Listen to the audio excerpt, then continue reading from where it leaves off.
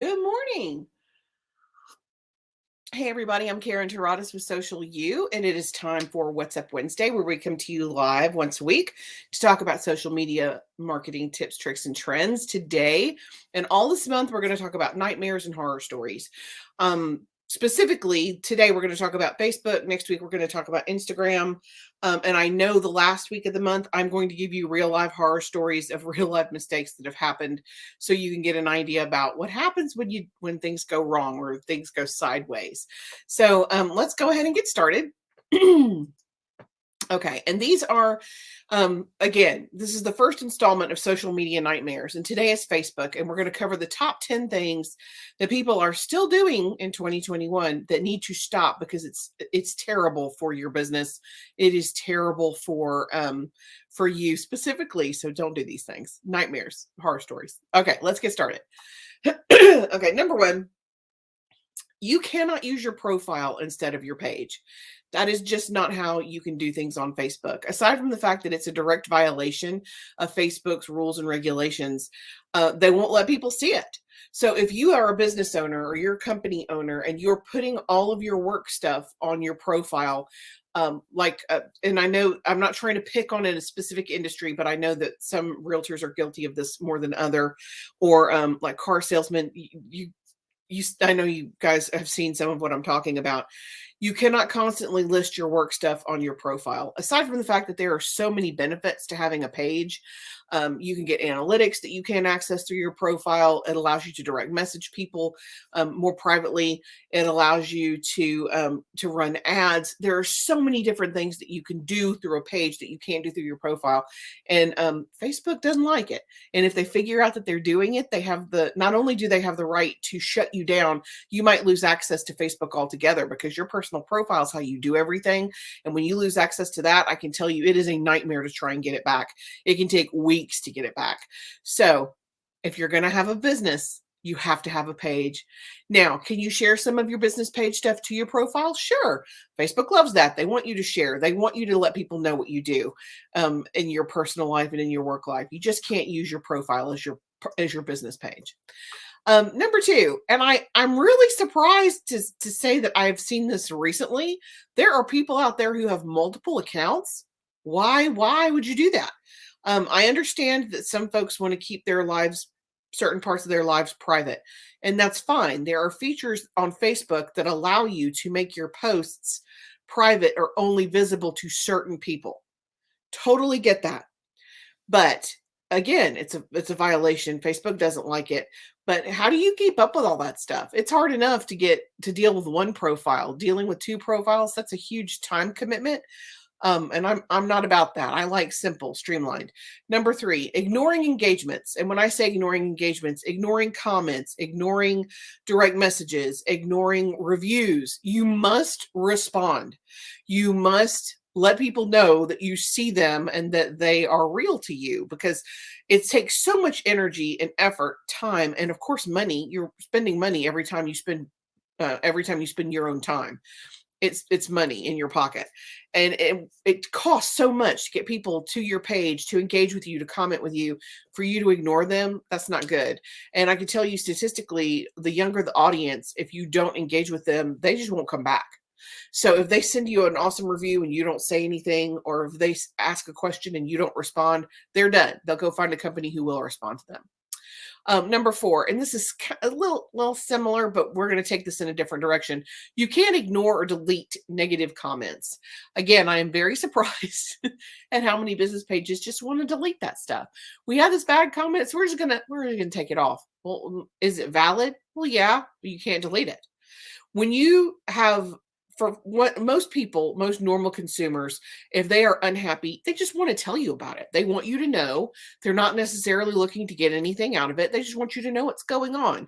And I would say 9 times out of 10, when I've had a customer complaint, what I am prepared to give them is always 9 times out of 10 more than what they would ask me for. So first and foremost, if it's, of course, if it's fake, you can challenge it through Facebook. If the account is spammy, if the like the tires you sold me are terrible and you don't sell tires. If it's fake or false, you can talk to Facebook and have it removed. That is, of course, a possibility.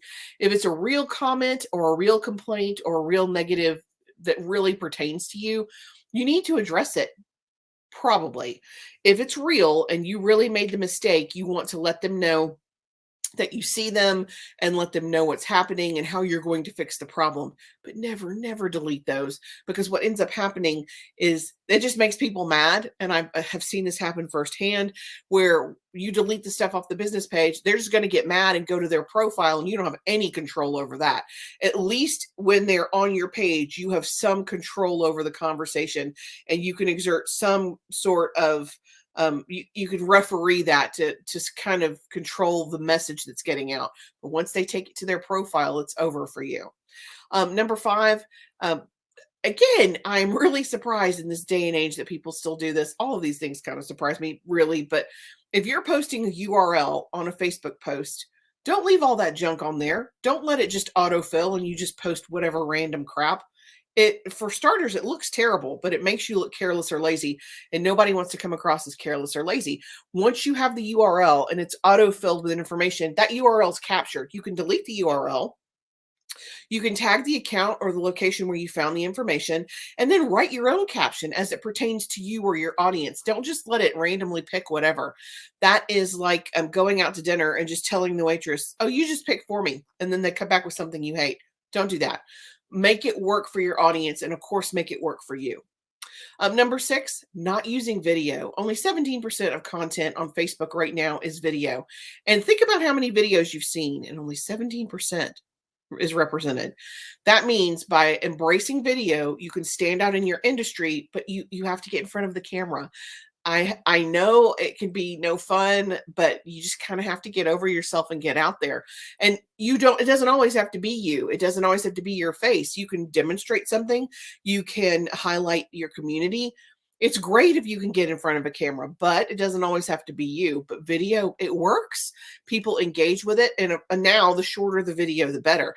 People are really interested in these 1-minute or 30-second videos and will watch them over and over, which is great for your statistics and your analytics.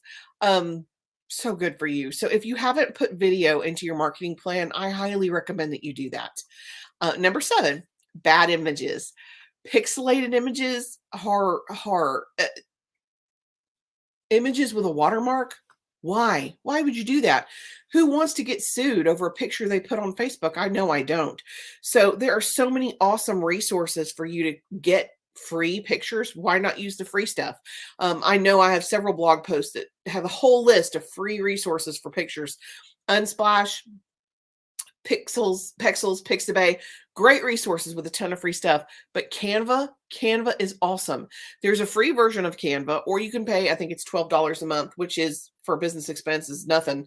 And it allows you access to thousands of images, thousands of templates, thousands of, all of the sizes are predetermined, but the most important thing, you cannot get sued over pictures you pull from Canva, because they're made to be used for that purpose. So they're copyright free, so you're not breaking any rules. But especially if you're a business, it's bad enough if you're an individual to use a picture that's got that great big watermark across it. Seriously, why would you do that? But if you're a business and you do that, it just looks so incredibly careless. So make sure, of course, in this day and age, there's just no excuse for having bad images. So make sure your images are good. Number 8, you don't want to write too much. Some people treat the Facebook posts as their own personal blog space, which is a lot. Ideally, well, I can tell you statistically, posts with about 40 characters in length get higher engagement than posts that have more than 40 characters in length. Now, sometimes you have to go over, and that's okay. And sometimes you can go under. Sometimes captions can be 1 or 2 words, and that's also okay. But you don't just want to rattle on every single caption that you post on your page. Okie doke. Number 9, overpost and underpost. You will run people away from your page. The fastest way to get rid of your audience is to overpost. Now, again, statistically, and these are not my stats, these are stats from HubSpot. huge company, huge digital company, they say that if you post more than once a day on an account that has less than thousands, tens of thousands of followers, it's too much. You're running your audience off. I know I've seen all this stuff firsthand where you have a very anxious business owner or a very anxious manager and they want to post all this information. And I can tell you the first post, let's say you have 100 views on the first post, the second post gets 50, the third post gets 25, the last post gets 7. You're pushing your audience away. It wears people out because it's boring and they think you're being too salesy. Now, if you have a ton of engaged, and there's exceptions to every rule. If your business page has a ton of engagements and people love the content and they're talking to you consistently, can you post twice a day? Absolutely. If it's a busy day of the week or your busy season, like if you're a caterer and you know Christmas is your hot season and you can post 2 or 3 times a day in November and keep that engagement up, do it. Absolutely. Now, come January, you're not going to want to post 2 or 3 times a day. So you need to pay attention, of course, to what's happening in your industry and pay attention to your own statistics to see what works for you. Underposting is the same thing. It just looks like you've abandoned your page. If you have one post, your last post is from August. It's October. Where are you? What is happening? And we're busy is not an excuse anymore. There are too many companies like me, so many social media managers out there that you can hire to post for you to make sure that your audience stays engaged. There's just no excuse ever again for you to have an empty or naked page. That's crazy. So make sure again, can you see the trend here? A lot of these mistakes and horror stories, they cycle back around to engagement. So it's just so critical for you to pay attention to what's happening with your audience, with your potential clients. And number 10, my favorite, it is not about you.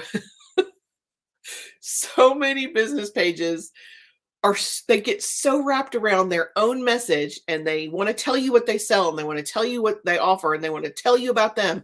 They forget that the person that they're talking to is the objective. It's never about you. It's always what's in it for them. What's in it for your client? What do you bring to the table? How can you solve their problem? How can you make their life better? Why do they want to hire you? What are the pain points? That's what you want to talk about. Now, conversely, there are business owners who are I'm not going to say they're so focused on the what's in it for me, but there are some business owners who refuse to engage in their own business page, and that's just as bad. You do at some point have to have your image available and accessible on your business page. You do at some point need video of yourself. You would never go to a business page and have a bio and not have yourself listed. It's your business. So you need to think like that when you're posting on social media. There are times when you need to be the primary focus because nobody's ever going to say, Karen, ugh, I hate her, but she has a good business. She does good service. They have to like you first. And in order for them to like you, they have to see you. So yes, you do need to highlight your employees, highlight your staff, highlight other vendors, but you need those faces because that's where your personal connection comes from. But you always, of course, don't want to forget the what's in it for me. What's in it for your clients? What will keep them coming back and what will make them happy? Those are the top 10 Facebook, really seriously nightmares. I cannot wait to get into Instagram. Some of those I think are kind of funny. We're going to do Instagram next week. I cannot remember if the third week. Absolutely can't remember. I know they're posted. All of this is posted on our Instagram page. We keep our calendar. We post it at the beginning of the month so that everybody can see what's going on for the rest of the month. So yeah, make sure that you check that stuff out.